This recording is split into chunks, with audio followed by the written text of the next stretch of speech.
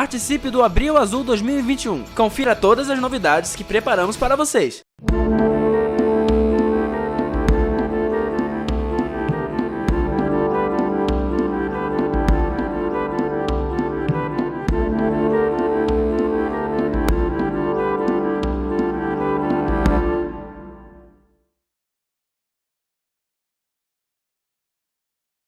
Uma das expressões mais comuns na comunidade do autismo é neurodiversidade.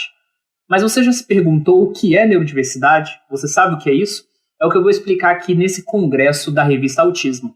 Meu nome é Thiago Abreu, sou jornalista de formação, tenho um podcast sobre autismo chamado Introvertendo, em que é discutido o autismo na vida adulta.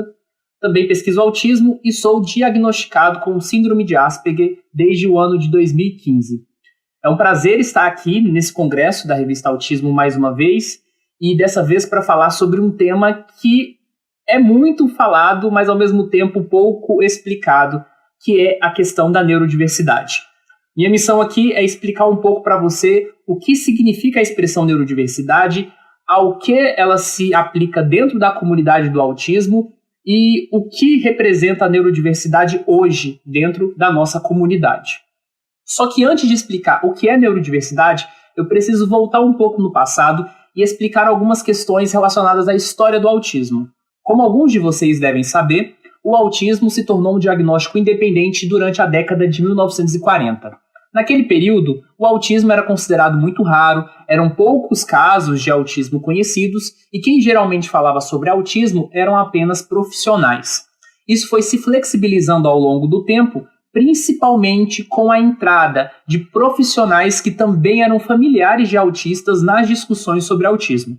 Eu posso destacar, por exemplo, Bernard Rimland, que começou a escrever sobre autismo ali entre a década de 60 e a década de 70 nos Estados Unidos, e também uma outra profissional que também era familiar, chamada Lorna Wing, lá no Reino Unido.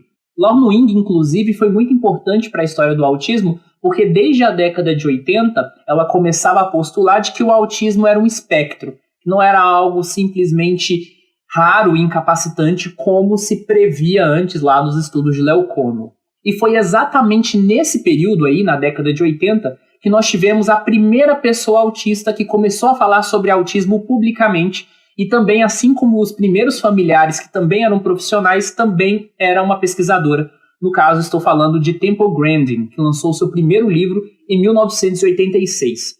Nesse período, exatamente quando Temple Grandin começa a lançar o seu primeiro livro e começa a participar de eventos sobre autismo, alguns dos primeiros autistas começam a participar da comunidade do autismo, de eventos, e que eram, em grande maioria, presenciados por pais e familiares.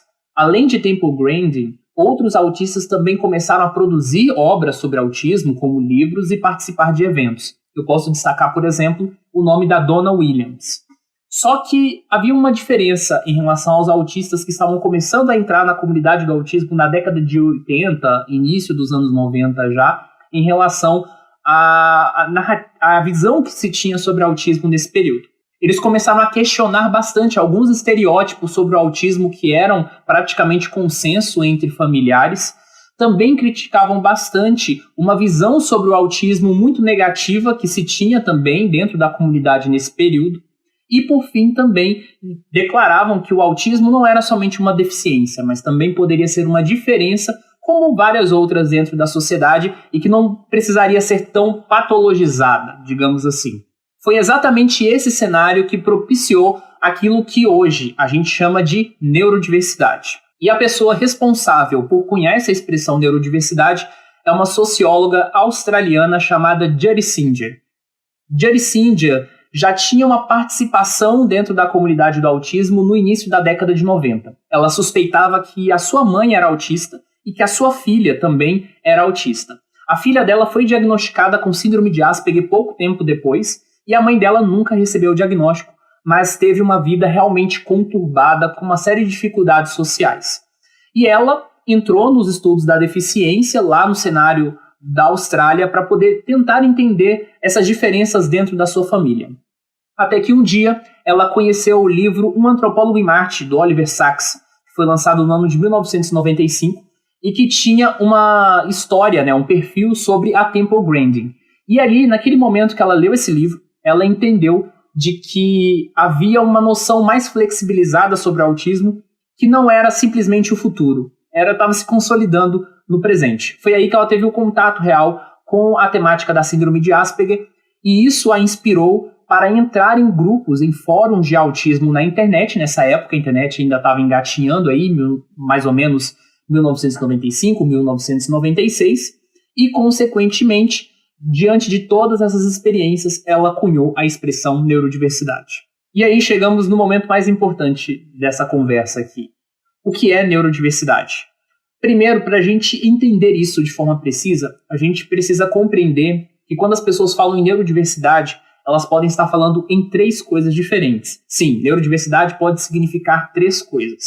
Nós podemos estar falando sobre o conceito de neurodiversidade, a gente pode estar falando sobre o modelo, em alguns casos, algumas pessoas chamam de paradigma da neurodiversidade, e tem também o movimento da neurodiversidade ou pela neurodiversidade, depende do ambiente que você está ouvindo ou a pessoa que utilizar a expressão, as duas estão corretas. Primeiro, conceito de neurodiversidade está diretamente relacionado a Judy Singer. Ela define neurodiversidade como um paralelo com a expressão biodiversidade. Assim como a biodiversidade diz respeito a todas as espécies do planeta, ou seja, essa diversidade biológica que tem entre animais, a neurodiversidade seria a diversidade neurológica entre seres humanos. Ou seja, neurodiversidade estaria diretamente atrelado ao coletivo, não ao individual, ou seja, todo mundo é neurodiverso.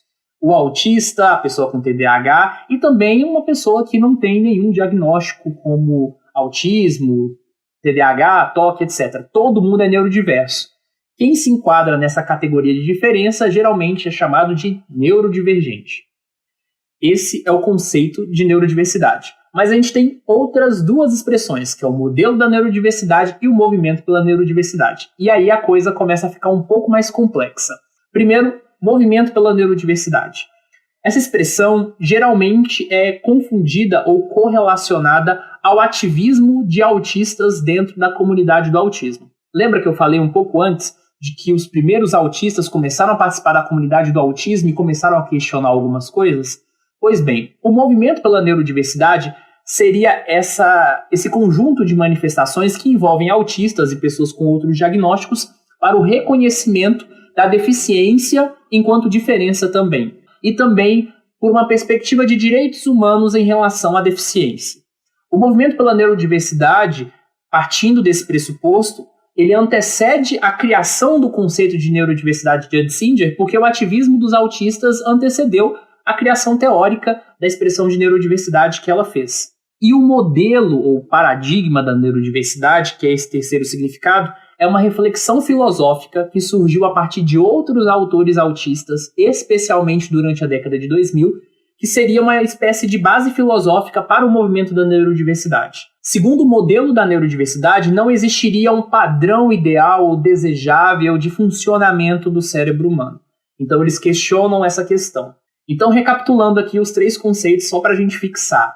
Conceito de neurodiversidade. É a diversidade neurológica humana que pode ser observada na sociedade de uma forma geral. Movimento pela neurodiversidade é um movimento baseado numa concepção de direitos humanos que envolve essas categorias de diferença. E modelo da neurodiversidade é a base filosófica que sustenta o movimento pela neurodiversidade. E aí talvez você esteja se perguntando, qual o impacto disso para a comunidade do autismo? Judy Singer falou pela primeira vez sobre neurodiversidade no seu TCC no ano de 1998. Desde então, principalmente durante a década de 2000, movimentos de autistas, principalmente em países anglófonos como Estados Unidos, Canadá, Reino Unido, Austrália, começaram a se intensificar. Em outros lugares, por exemplo, como no caso do Brasil, isso começa a ganhar mais força, na verdade, na década de 2010. E a ideia de neurodiversidade e os conceitos, os termos relacionados à neurodiversidade estão dissolvidos dentro da comunidade do autismo, por mais que muitas vezes a gente tenha uma dificuldade de reconhecê-los. Um exemplo disso é a expressão neurotípico. Provavelmente você já deve ter ouvido em algum lugar, por algum profissional, por algum autista ou por algum familiar. Essa expressão ela surge dentro do movimento da neurodiversidade e hoje é uma palavra muito comum dentro da comunidade do autismo. Outro eco da neurodiversidade dentro da nossa comunidade é o dia 18 de junho, que é o Dia do Orgulho Autista, que foi criado por autistas para celebrar a condição do autismo. Então também é outro eco que está dentro da nossa comunidade. E é claro, o conceito de neurodiversidade, o modelo da neurodiversidade e o movimento, às vezes juntos e às vezes separadamente, são criticados por algumas pessoas.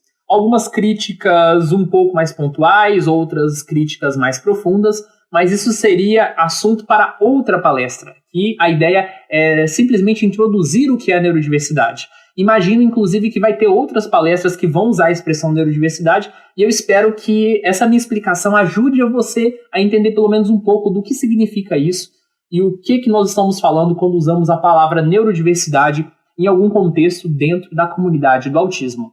Este ano, vou publicar um livro para explicar o que é neurodiversidade, as consequências da ideia de neurodiversidade na comunidade do autismo, também críticas, e quando isso estiver próximo aí de sair, na revista Autismo vai ter algumas informações mais detalhadas, beleza? E aí, se você também tiver qualquer dúvida em relação a qualquer coisa que eu disse aqui nessa palestra e quer entender um pouco mais sobre neurodiversidade, escreva para mim, entre em contato com a organização do evento, ou me procure lá no Introvertendo, né? Nós temos páginas no Facebook, Twitter e Instagram, e lá eu posso bater um papo com vocês, beleza? Muito obrigado mais uma vez, espero que vocês continuem assistindo as outras palestras aqui do evento e até mais!